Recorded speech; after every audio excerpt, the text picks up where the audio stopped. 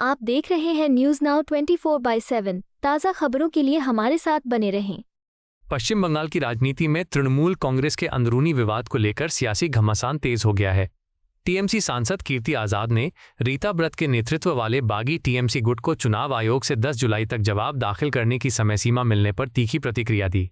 उन्होंने कहा कि चुनाव आयोग को उनकी ओर से जवाब पहले ही दे दिया गया है और अब बागी गुट उसी के आधार पर अपना जवाब तैयार करेगा। दरअसल टीएमसी में चल रहे संगठनात्मक और अधिकृत हस्ताक्षरकर्ताओं के विवाद को लेकर भारतीय चुनाव आयोग दोनों पक्षों से जवाब मांग रहा है।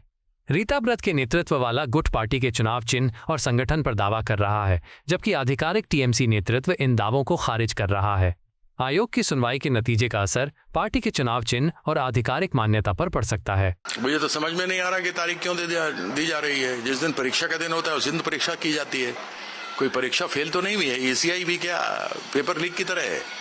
6 तारीख को दोनों पक्षों को देना था, हमने अपना जाकर वहां दे दिया पक्ष पूरी तरीके से, जो इलेक्शन कमीशन के पास भी लिखा हुआ है।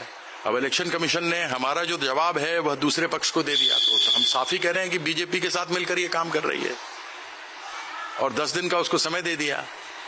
किस बात का समय दिया? 6 तारीख को कागज देने थे, उनके पास थे नहीं तो वो दे नहीं सके।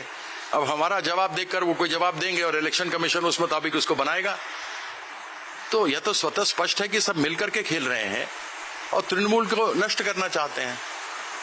कानूनी तौर से देखा जाए तो नष्ट कर नहीं सकते, क्योंकि लिखा ही हुआ शेड्यूल 10(1) के अंदर लिखा है कि पॉलिटिकल पार्टी हो। पॉलिटिकल पार्टी केवल वेस्ट बंगाल के नहीं है, त्रिपुरा में भी है, मेघालय में भी है, गोवा में भी है, अनेक जगहों पे है। उस सब जगहों के 2/3 और ऊपर से लेके एग्जीक्यूटिव कमेटी से लेके पदाधिकारियों से लेकर नीचे गांव तक वो सब लोग 2/3 जाएंगे। उसके बाद उसमें एमपी और एमएलए 2/3 जाएंगे, तब होगा।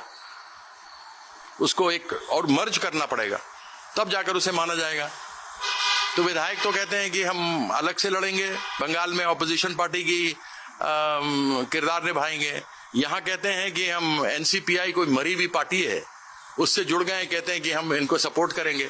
इनको खुद ही मालूम नहीं है क्या कर रहे हैं। बाएं हाथ को नहीं मालूम दाहिना हाथ क्या कर रहा है। आपको यह वीडियो पसंद आया हो तो इसे लाइक करें, हमारे चैनल को सब्सक्राइब करें।